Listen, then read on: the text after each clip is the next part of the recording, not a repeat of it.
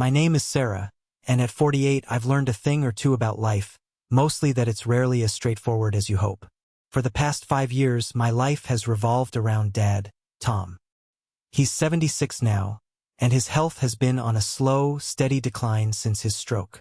It's not dramatic, just a constant chipping away at his independence, his strength, his memory. He still has his good days, where his eyes twinkle with that familiar mischief, and we can reminisce about old times, but those days are becoming fewer and farther between. I work as a nurse at the local hospital, a job that's both demanding and rewarding. It's also a job that's made me acutely aware of the fragility of life, which is probably why I've always felt this deep sense of responsibility towards Dad. My brother, Mark, is 5 years younger than me. He lives about 20 minutes away and runs his own. Well, he calls it a consulting business. Honestly, I'm not entirely sure what he does, something with computers and numbers, but it always sounds very important and very time-consuming. Growing up, we were a pretty typical American family. Dad worked at the local factory, Mom was a stay-at-home mom until we were both in high school, and holidays were a big deal. I have these vivid memories of Christmases past, the smell of pine needles and Mom's apple pie filling the house, Dad struggling to untangle the Christmas lights, Mark and I squabbling good-naturedly over the last gingerbread man. Those were good times, simpler times. Feels like a lifetime ago now. Since Mom passed away 10 years ago, the dynamic shifted. Dad leaned on me more, and I was happy to be there for him. Mark was always more of a free spirit, focused on his own ambitions. He'd visit Dad occasionally, usually for Sunday dinners, but his help was minimal. Busy with work was his constant refrain. I understood to a point. We all have our own lives to lead. But as Dad's needs increased, the imbalance in our contributions became glaringly obvious. I was the one taking him to doctor's appointments, managing his medications, making sure he had groceries and clean laundry. Mark would swing by for an hour, maybe bring a bottle of wine, and then he'd be off again, talking about his latest big project. Lately, though, a few things have started to niggle at me. Small things, initially. Mark's business always seemed to be on the verge of a major breakthrough, yet he never quite seemed to have any actual money. He'd talk about potential clients and big deals, but when Dad mentioned needing a new recliner, Mark was suddenly strapped for cash. It was always me who ended up buying it. Then there were Dad's finances. He's always been careful with his money, a product of growing up during tougher times. But I'd noticed his savings account balance seemed lower than it should be. When I gently brought it up, he'd get flustered and say he'd made some investments that Mark had recommended. That made me uneasy. Dad isn't financially savvy, and Mark has always had a knack for spending money faster than he makes it. Just last week, Dad mentioned he needed a new CPAP machine. His old one was on its last legs, and his doctor said it was crucial for his sleep apnea. The quote for a new one was almost $800, a significant sum for someone on a fixed income. Dad looked genuinely worried, his brow furrowed with concern. "I don't know, Sarah," he said, his voice thin. "Maybe I should just try to manage without it." That hit me hard. Dad would never complain about his health needs unless he was truly worried about the cost. I offered to help him figure out the finances, but he waved me off, saying Mark was looking into some options for him. That was the first real red flag. Why would Mark be handling something like that? He'd never shown much interest in Dad's medical needs before. That night, as I lay in bed, the pieces started to click into place, forming a picture that made my stomach churn with a growing sense of dread. Something wasn't right, and I had a sinking feeling that Mark was at the center of it. The CPAP machine hung over me like a dark cloud. Dad's health was paramount, and the thought of him going without proper treatment because of financial constraints, possibly due to Mark's involvement, kept me up at night. I decided I needed to take a closer look at Dad's finances, despite his protests. He was getting more forgetful lately, and I worried he wasn't fully aware of what was going on. A couple of days later, I went over to Dad's house under the guise of helping him organize some old paperwork.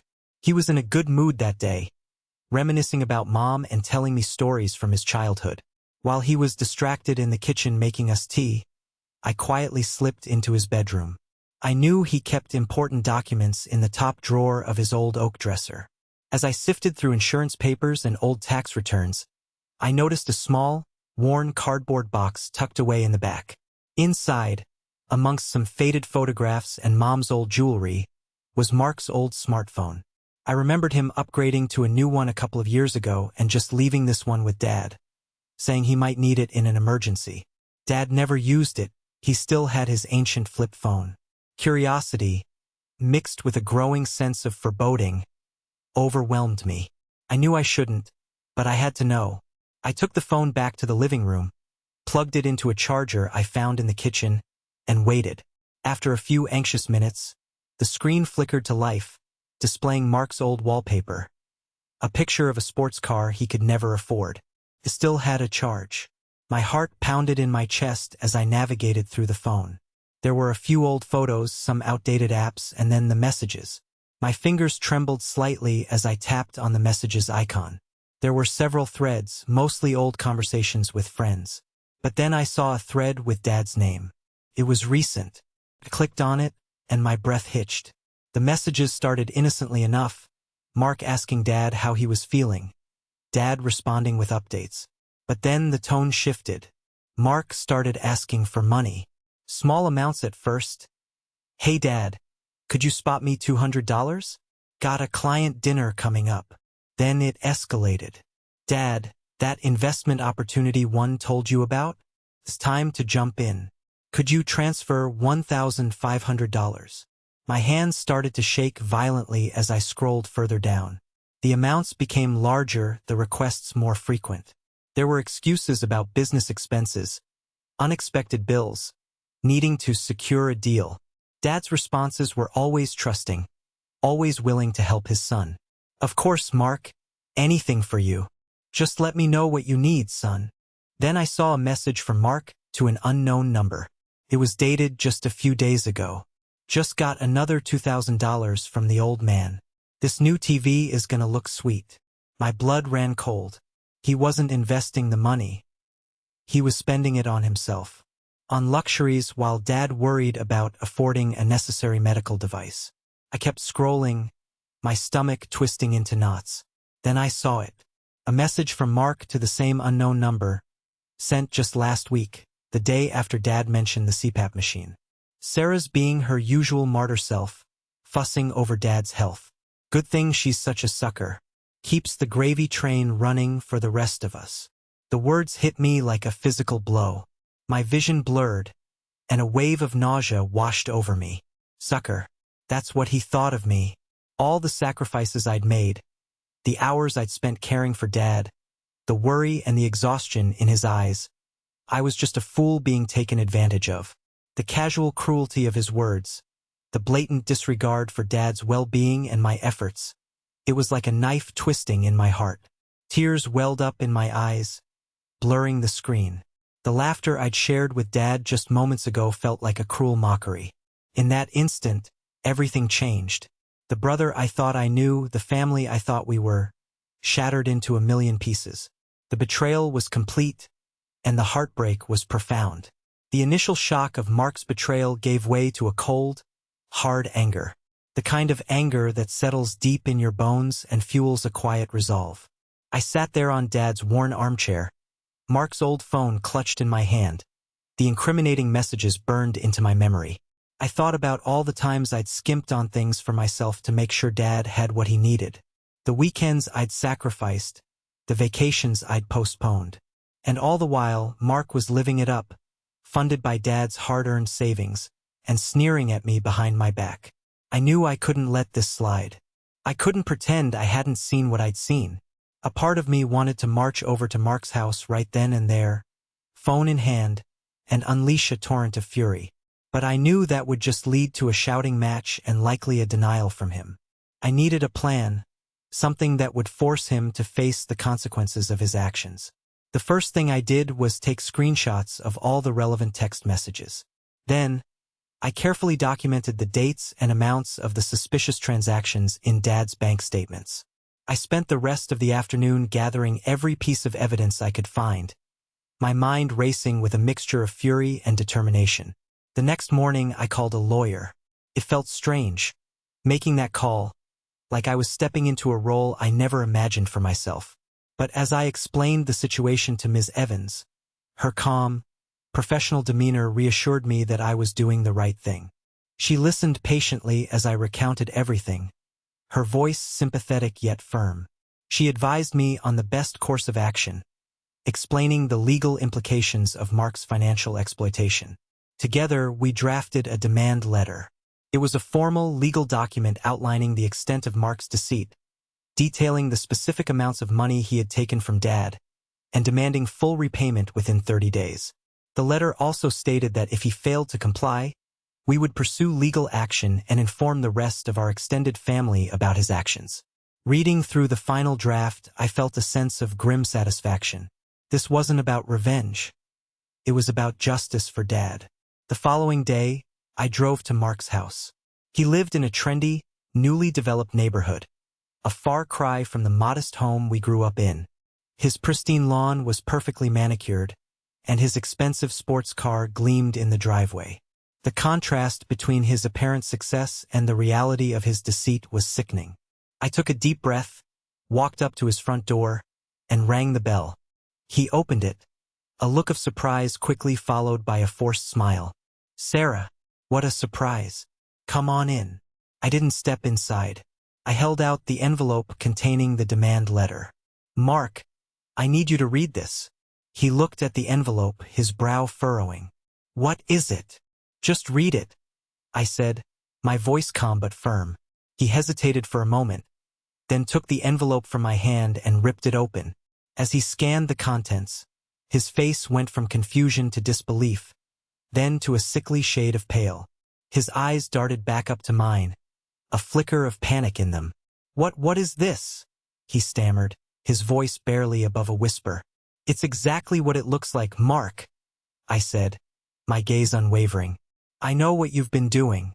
I know you've been taking Dad's money." He tried to bluster, to deny it, but the look on his face gave him away. He knew he'd been caught. I can explain," he began, his voice shaking slightly. "There's nothing to explain, Mark," I interrupted him. "The evidence is all there. You have 30 days to repay every single penny you took from Dad. If you don't, I will file a lawsuit, and I will make sure everyone in this family knows exactly what kind of person you are." The bravado he usually exuded was gone, replaced by a look of fear and desperation. He opened his mouth to speak, but I cut him off again. "This isn't a negotiation, Mark. This is your chance to do the right thing, for once in your life." With that, I turned and walked back to my car, leaving him standing on his doorstep, the demand letter clutched in his trembling hand. For the first time in a long time, I felt a sense of control. I had taken a stand, and I wasn't backing down. The immediate aftermath of confronting Mark was a whirlwind of emotions. He called me incessantly for the first few days, leaving frantic voicemails filled with denials, excuses, and eventually, desperate pleas for me to reconsider.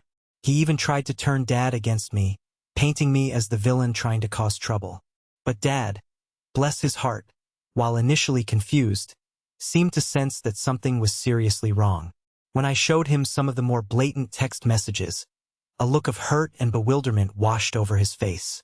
He didn't say much, but I saw the flicker of understanding in his eyes. Mark eventually started calling Dad directly, trying to manipulate him, but I had already spoken to Dad, explaining everything as gently as I could.